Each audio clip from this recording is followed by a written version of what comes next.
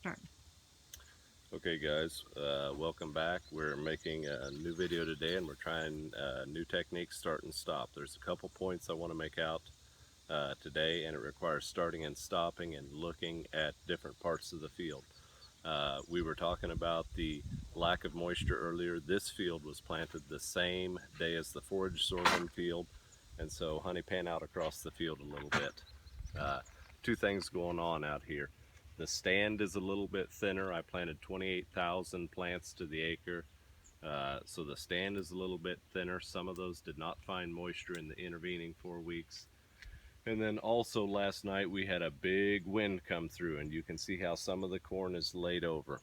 At this stage of the development, that's not a problem at all. That corn will stand back up when the sun continues to shine. So now we're going to go down into the row. And what I want to show you here, if she can get between two leaves, is the difference in the soil height between the row and then over to the corn plant itself. This cornfield here did not have the final ridging pass on it. In other words, I did not come through here with the rigid cultivator and move a whole bunch of dirt. This corn has had 2 cultivations on it. So like I started out in the video, we said we were dry when we were doing that forage sorghum here last week. Today we're out in the cornfield. In the intervening time, we've had 3.5 inches of rain. And so when you get 3.5 inches of rain, you get another flush of weeds.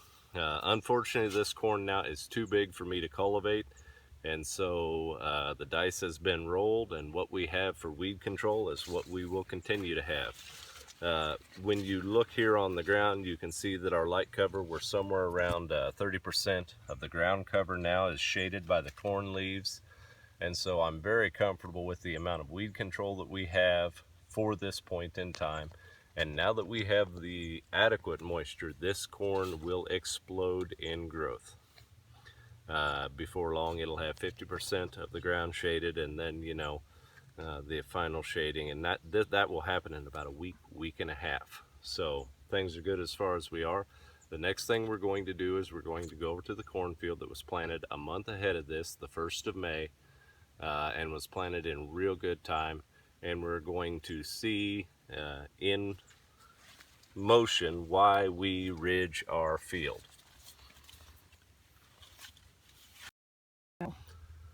Okay, we're doing start stop. We drove to another part of this field that, due to the dry weather the 1st of May, before things turned off rainy, we were able to get our corn planted. What I want to show here is I want to show the height of the ridges. This field was run over with the final cultivation pass, and we see the ridges at play here. They're at least 5, and in some places they're 6 and 7 inches tall. The next thing I want to show you is we're going to pull a corn plant. Before I pull a corn plant, hopefully she's focusing down here on the ground. See that rain that we've been having for the last week is bringing on another flush of weeds. But when she looks at the ground, hopefully she's showing you, you can see with the sunshine that the ground cover, we're probably pushing 85, 90% ground cover. Is shaded. You can see where sun is coming through and where it's not coming through. So these late season weeds that have been brought on by the flush of rain, in effect, they will do nothing. They will not be able to compete with the corn. The corn has won the competition race. But anyway, which plant do you want me to pull, honey? I don't care. We're right at VT. I can see a tassel coming out of this stalk right here, so I am going to pull this plant. I'm going to attempt to pull it.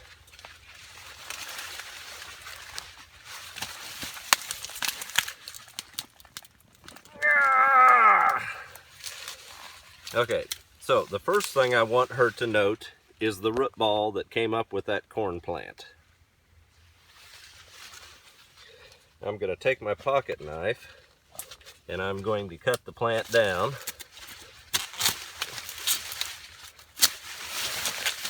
So we can see where that corn plant was out at development. See how the tassel was just starting to shoot out of that corn plant? So we're at stage VT of corn development. Vegetative tassel. It's getting ready for reproduction, but it's not quite there yet. But the important thing here is the root ball that came out with that corn plant. Okay, we are in a conventional cornfield across the fence. I'm attempting to make this comparison as applicable as possible. When we look down at the plant population, my corn was planted at 28,000. That big corn where I just pulled the root ball, he was planting a little bit heavier. I bet he was planting about 34,000. My final stand is probably in the 25,000 population range. This corn we're probably at just a hair over 30,000 for a final stand. But what I want to do over here is I want to pull a corn plant so that we can see what the root ball looks like. This is genetically modified corn. Deborah's motioning to me here. The adventitious roots, that's part of the last presentation, honey, when we go actually wash the root balls. I'm not going to show them that now or talk about that now. But you can see where the ground is flat, the adventitious roots are coming out majorly above the soil surface. They're trying to get down and anchor the plant and find additional moisture. I think if people watch the video, they will be able to see that in the other field that these nodes on our corn plant were completely covered. Our corn plant, the soil level was about here with the ridges that we had pushed up, but some of that will be obvious when we dissect the stalk and cut the stalk apart. But I'm going to attempt to pull a corn plant here.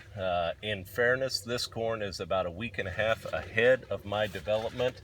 It has already shot tassels and it is silking right now. So it's in, instead of VT, it's in stage R1. So I'm going to pull a root ball and we're going to see what happens.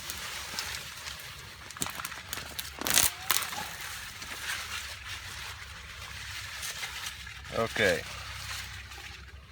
So there is our conventional root ball. It is significantly smaller. Just be patient there, honey. I'm going to cut the corn plant.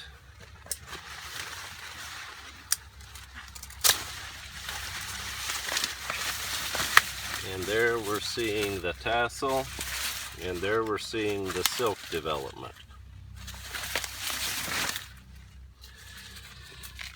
First thing I notice about the root ball is it is significantly smaller.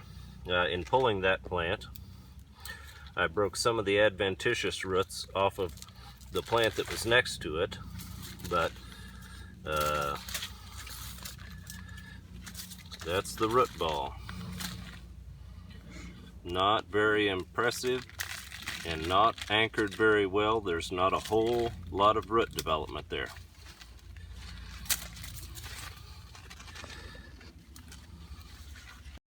Okay, we are back at the shop where I have water and we're going to wash some root balls. First thing, hopefully she's focusing in here or able to focus in. These plants came off of bottom ground. It was an identical soil type. One of the first things I did when I pulled this plant was I shook it to get whatever would come off to come off. Yeah, hold them both up. It's easier to see when they're both held up. One thing I noticed when I look at this, now I wanna remind people, this is a no-till field. That's the big buzzword nowadays, that no-till, we're saving organic matter. When I look at this root ball, I'm seeing the platy structure. I'm seeing the plate structure of a compacted soil, and I'm not seeing a whole lot of biological activity. Basically, there was a layer of soil there that was pretty hard. The next thing I'm seeing is the number of adventitious roots.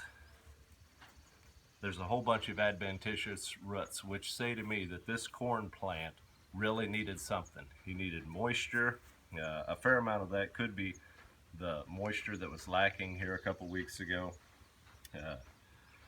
Comparing it beside mine, my plant, it does not have the platy structure. When we hold it up and we crack it like that, look at that soil falling open. It's got nice blocky structure to it. That blocky structure will allow water to go in the ground better. This is from a certified organic field. This is a non-GMO corn plant. The next thing I want to say is that this variety, we source our organic seed from Blue River Hybrids. There's a plug for you, Blue River. The same people that are on my hat. Anyway, they have selected 4 varieties that excel in the organic production system. So by nature, the varieties they have selected will have a lot bigger stalk, like we're seeing here, but they will also be a lot more of an aggressive rooting corn plant. They will have more aggressive roots. The reality of the situation is that an organic plant has to work harder to get nutrients that it needs out of the soil. What you're seeing here from the adventitious roots is the organic plant does not have to work as hard for water. There's a lot more root mass. There's a lot more on my soil. Where I pulled that out, there was mud underneath the bottom of the plant. On his plant in the chemical field, it broke free and clean, and I'm not seeing a whole lot of mud on that plant.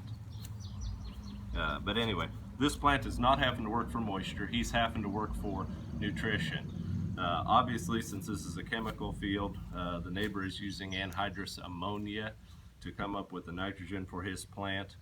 The nitrogen for my plant comes from a cover crop, and that field, it had a manure application a year ago, but this plant has to work a little bit harder to get nitrogen. So the real reason we came here was to do a little thing that was showed to me years ago when we switched to organic farming, and that was splitting the corn plant apart to see an indicator of the health of the stalk. And so that requires me to wash off the root balls. So I'm going to wash off the root balls.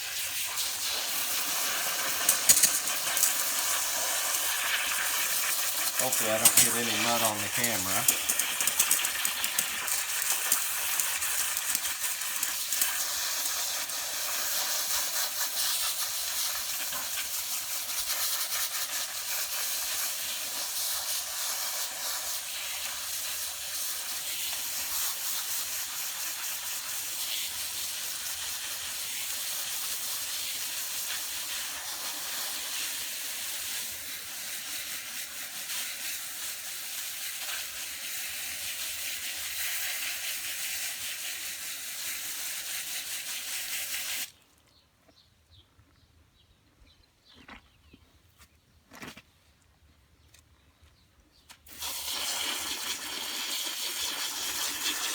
This might take a while, honey. You might want to pause.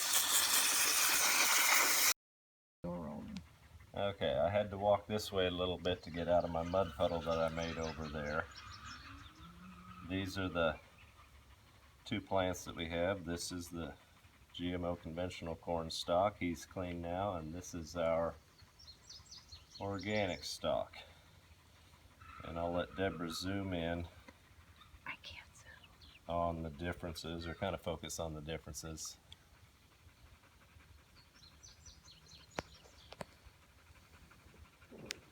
On the organic plant, I can see that the adventitious roots are a lot healthier. On the GMO conventional stock, we can see that the adventitious roots are far more numerous, but they are brittle. And not all of them, due to the rain, they will be able to reach down and get water eventually. But when you hold those plants side by side, this node of roots right here on my plant is the same node as this node on the conventional plant. I am seeing far more rooting action on the organic plant. I'm seeing a healthier white root color. And I'm seeing, just in general, far more aggressive root mass. Now, a fair amount of that goes back to the variety, but some of it goes back to the organic. The one thing, 2 things, I'm going to split the stalk apart here in a second. But now you're understanding. This illustrates to you one of the reasons why when I cultivate, I want to push up that dirt to the level of that node as close as I can. Remember, when we were in the field, you couldn't even see these roots. They were below ground. I want dirt up so that all the roots in the corn plant are working. If you want to get top yield organically, this plant is a pump, and it's pumping water and it's pumping nutrition, and it needs that root soil interaction to get me yield. So now I'm going to take my knife here. You got to clean my knife off so we don't get contamination. Hope this knife's sharp enough. We're going to split the stalk.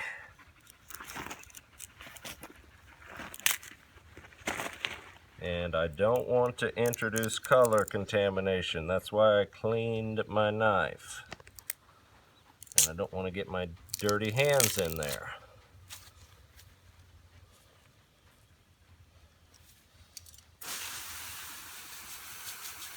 An organic inspector showed this to me years ago. Now, on my organic plant, I'm going to choose the easy part to split the stalk. You're going to go right there where there's no adventitious roots.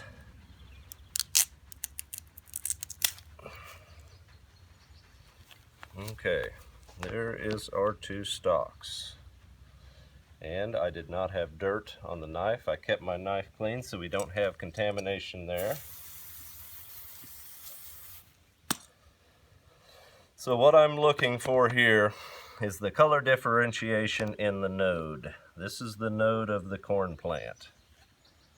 Color differentiation, the nodes of a corn plant, since the corn plant, like I said earlier, is a pump, it's pumping water up the top, it's bringing sugars for the grain, etc., but it's a pump.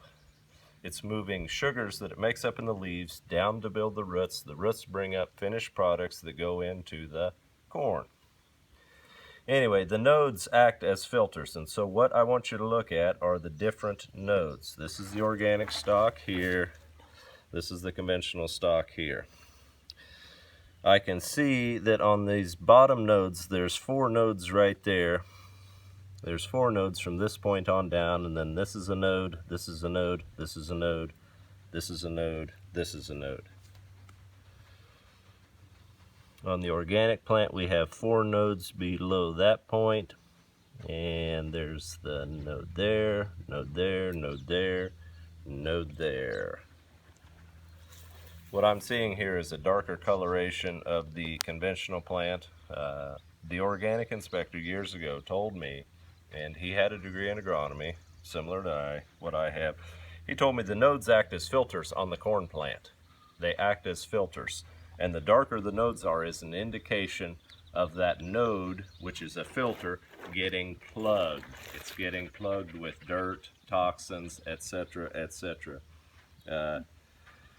If you think of the corn plant as a pump, and if you think of the nodes as a filter, it's readily apparent that the nodes, and that this motor, if you will, is not working at the efficiency of this motor. There's a whole bunch of different reasons for that. We're not going to get into that today, but I want you to see the difference in coloration. This stalk, the organic stalk, is wider, more white in between the nodes, and the coloration of the nodes themselves is probably 2 shades lighter than the conventional stalk.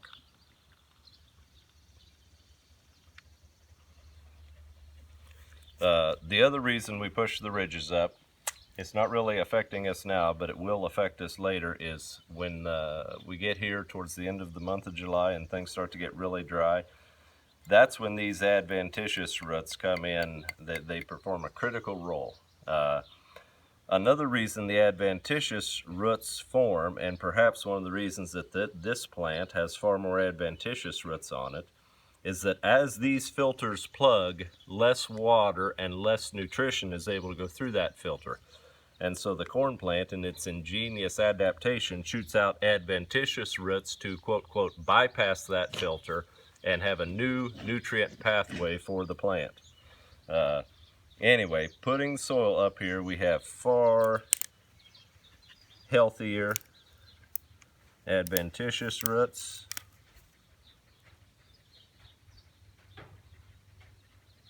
And we have a far healthier plant. Thanks, guys.